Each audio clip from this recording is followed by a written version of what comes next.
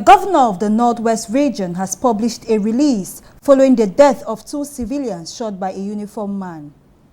The Ministry of Secondary Education has chaired a meeting to provide possible solutions to the problems faced by teachers in Cameroon. And out of the country, a former Guinean minister has been jailed over corruption charges. These and many more will make up today's edition of the English Newscast.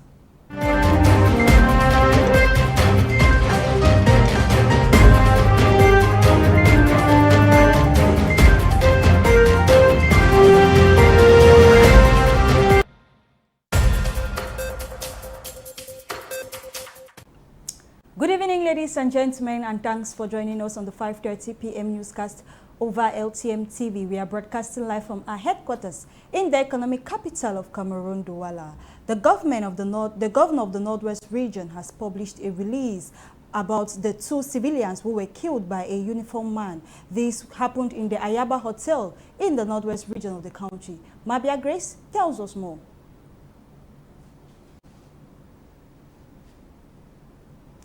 The governor of the Northwest region, Adolphe Lafrique, has published a communique following the death of 2 civilians who were shot by a uniformed man. In view of this, the soldier who committed the act has been apprehended and presently under custody. Meanwhile, the governor has extended his sincere condolences to the bereaved families and calls on the population of Northwest to exercise calm and remain law-abiding citizens. However, according to sources, these civilians were shot by a uniformed man who was drinking within the confines of a hotel in Bamenda, Northwest region of the country. An eyewitness equally revealed that he was invited by one of the deceased, Mawa Ibrahim, to have a drink, and as soon as he left, he heard gunshots. On arriving, saw 2 bodies lying on the ground, shot by one of the officers with whom they were drinking with. It is worth bearing in mind that this incident occurred in a time when the region is faced with crises, and it has been a common happening. Teachers of Government Bilingual High School Lanoka in Kongsamba, littoral region of the country, have stayed away from lectures. This can be attributed to the strike action presumed by the teachers syndicate. LTM News Desk gives us the details. Teachers in Government Bilingual School Lonako in Kongsamba, littoral region of the country, have stayed away from classes as a result of the strike action which had been planned by the teachers syndicate in Cameroon. Teachers were all there. The administrative staff was present. It's true they did not go to class, but they were around. Everybody was there. Everybody was supposed to have classes today was there. And after, when they finished their lessons, they say they all went home. However, most of these teachers marked present in the 26th edition of the International Mother's Tongue Day under the theme Using Technology for Multilingual Learning, Challenges and Opportunities. Yesterday, everybody was present because we had the International Day of the Mother Tongue, National Day of Mother Tongue, and everybody was there. We celebrated with the students. It was okay. It's just this morning that some came. Okay. Those who were supposed to have classes today came, but they did not teach. They were inside the school. They did not go to the classes. Okay. Thank you, Chia. Okay.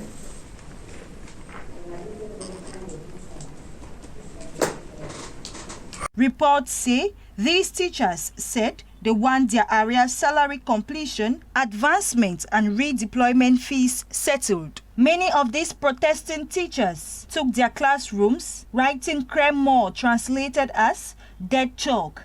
Meantime, it remains uncertain if teachers for other institutions will join the strike action, especially those in the conflict-hit Anglophone regions.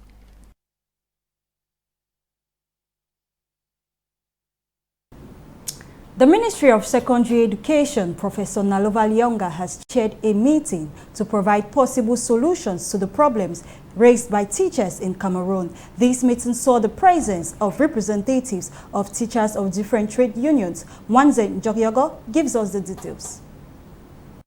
following the dead chalk strike observed by teachers in Cameroon recently for their voices to be heard and plight addressed, the Minister of Secondary Education, Professor Nalova Lyonga, chaired in a meeting grouping various teachers, trade unions in her cabinet to resolve problems tabled by the teachers. According to her, the teachers' representatives during the meeting recalled the issue surrounding the appointment of heads of departments. In response, the minister noted that her ministry was already working to redress the situation. Minister Nalova also says measures have been envisaged under the governmental solidarity for the progressive payment of all the benefits of teachers' rights by competent administrations. The teachers' trade unions called on the government to take all necessary steps to satisfy their concern. It is important to note that teachers have been on strike from February 21st for the demand of salary completion, advancement, and redeployment fees settled. Many of these protesting teachers have stayed away from classes as a result of the strike action which had been planned by the teachers' syndicate in Cameroon. The population of Konjok have suffered poor roads as a result of poor bridges which were made by hand. This has resulted to difficulties in the transportation of goods in and out of the village. Our reporter Mwanze tells us more. The population of Nkonjok have continued to face difficulties in the transportation of foodstuffs, unfinished products, and other basic amenities due to poor roads. According to local residents, a company won a construction site for the development of a section of Bafang Nkonjok Road, yet the road seems to be in a degrading state, especially the bridges, which was expected to be made with provisional materials. However, trucks and small vehicles transporting goods usually end up being stuck in these bridges. The population have pleaded with the government to construct good bridges for the transportation of these basic products. What I want to say concerning the road of Bafang Konjok concerns these bridges. Heavy goods which are being transported cannot pass there because they are more heavy than the bridge, and we don't have good woods. Vehicles usually get stuck here. So what we are pleading with the government is that they should stop heavy trucks from crossing the bridge and let them arrange the bridge. So we want the government to help us arrange the roads and the bridges. It should be noted that these damaged bridges include the Mabombe Bridge, the Njindang Bridge, and the Kodok Bridge, which are points highly used for transportation.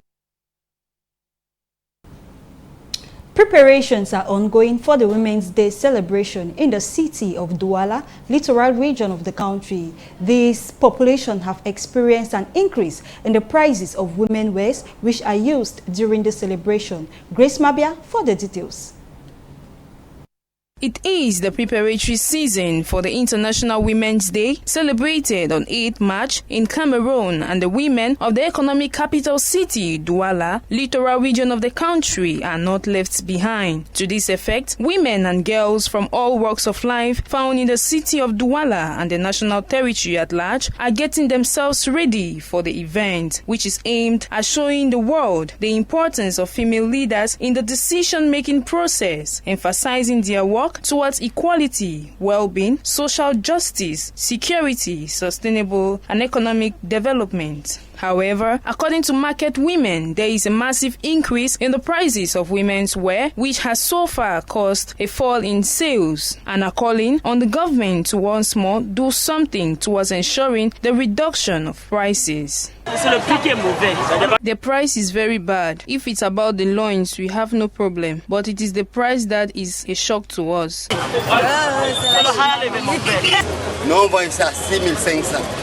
You can see something like this for 6,500 francs. We buy 2 of these wares for 10,000 francs, and we have to add designs so that we can sell for 6,500 francs to gain 500.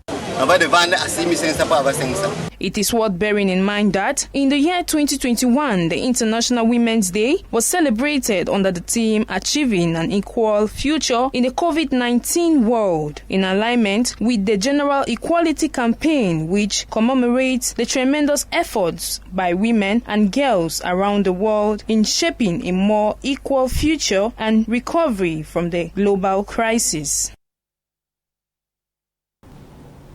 FECAFOOT has published its program for the year 2021-2022. This will begin with Elite 1 and Elite 2 Championship. Mwanze Njokyogo tells us more.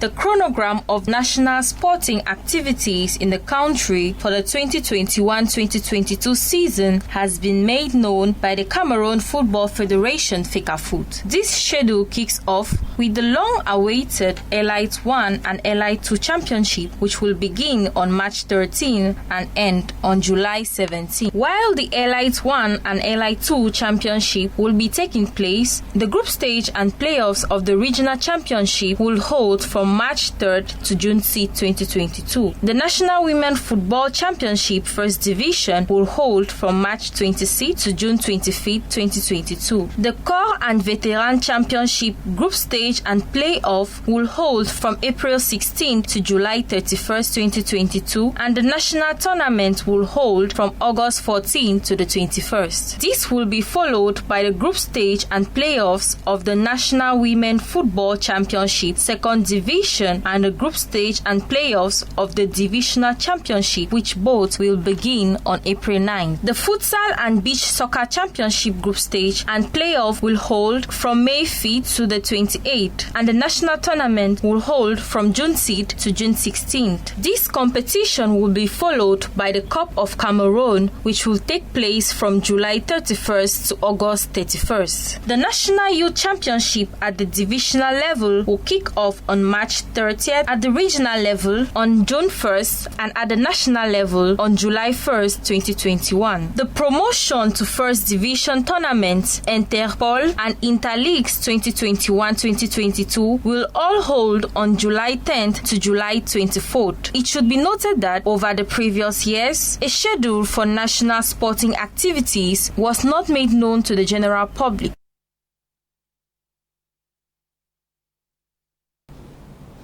Ladies and gentlemen, we now take you out of the country, where a former Guinean minister have been jailed over corruption charges. Courtesy Africa News.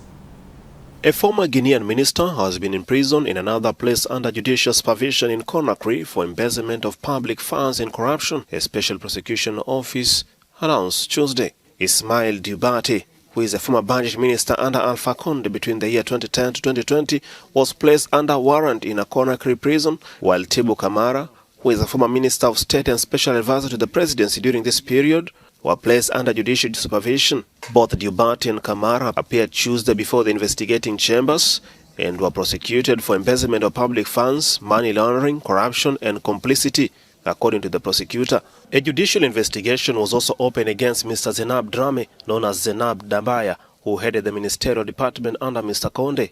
Charged in place under arrest on Wednesday also included Ms. Evelina Fola Mansara, a former administrative and financial director of the Ministry of Technical Education and Vocational Training. The military, which took power by force in Guinea, has made the fight against corruption its major focus and one of its major battles. Colonel Mamadi Doumbouya, the head of the junta who became president, assured that there will be no witch hunt, but that justice will be the country's compass. The junta has proceeded to evict numerous executives from the state services. The U.S. abolition newspaper has been revived to combat racism. Courtesy Africa News. America's first newspaper dedicated to ending slavery is being resurrected and reimagined more than 2 centuries later. The revived version of the Emancipator will push for racial justice and equity as the United States continues to grapple with its legacy of racism. The Emancipator is a digital publication created to reimagine the first abolitionist newspaper in the United States. So just as those anti-slavery newspapers were created to bring about the end of slavery quickly, immediately, the new Emancipator, we are focused on bringing about racial justice and equity, and we're using journalism to bring that about.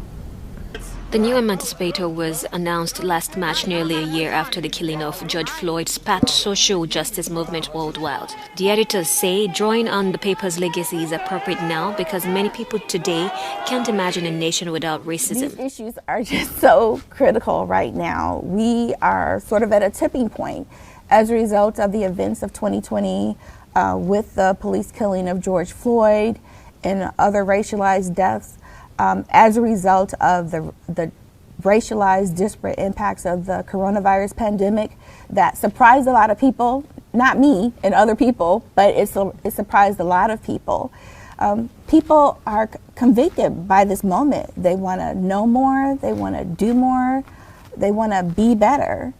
They say the goal is to reframe the national conversation around racial injustice. That will be achieved partly by elevating the voice of the marginalized and minority communities and covering news events from their perspective. We feel like this mission is really to deconstruct, to destroy, white supremacy in all its forms. And we know that white supremacy is overly concerned with hierarchy and power, and so is patriarchy.